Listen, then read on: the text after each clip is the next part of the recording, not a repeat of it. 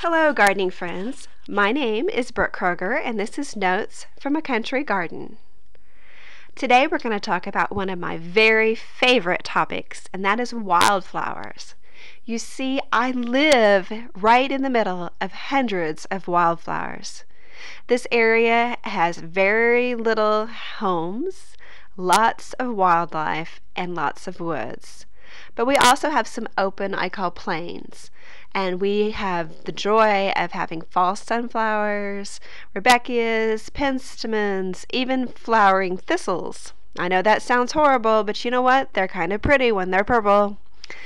So anyway, my husband and I had struggled because we can grow everything out here but grass. Our grasses the grass seed goes all the way down the hill and almost to the lake because we have way too good of drainage. So he told me about 3 years ago if there was something I wanted to do on this hill, more like a bank, go ahead and do it. That's all I needed to hear. So the first thing I did is I mapped out a big oval, a long circle. And what I did is it's about 8 foot deep, maybe 10 foot towards the middle, and it is about 30 foot long. It is so hard I can hardly get it all in one picture. I have to stand all the way across the road to get back to photograph it.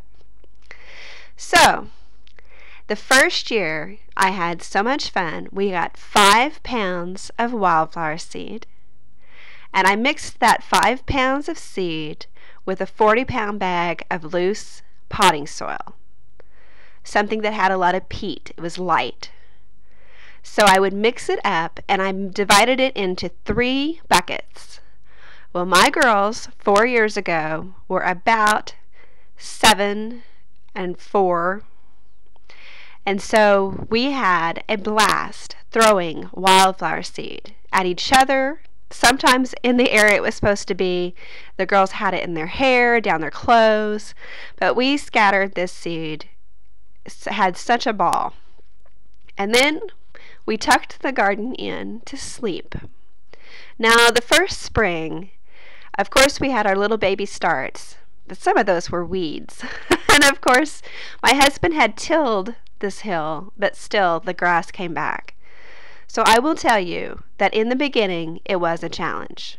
But that first year, I had the most gorgeous red poppies and a lot of annuals, like larkspur and bachelor buttons.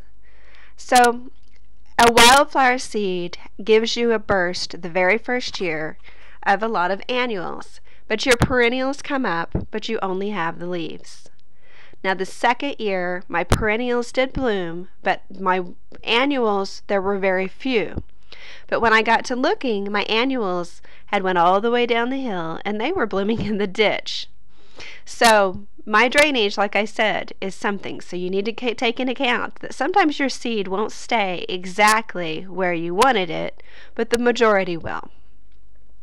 Now here we are in year 4, and my perennials have filled in so nicely, and it is an absolute treasure to watch the bees and the butterflies and my hummingbirds, and all of them enjoy it. And it's an absolute perfect place to take pictures of wildlife and pictures of our kids. It's a really cute photograph to have a toddler peeking over the wildflowers. So I hope maybe this has given you an idea. You know, this is a bed where my neighbors can enjoy it as they drive by. Maybe they can't come in and see the roses and the daylilies, but this is something that they can always see. So thank you so much for stopping by. My name is Brooke Kroeger, known on the web as Creative Country Mom, and this is Notes from a Country Garden.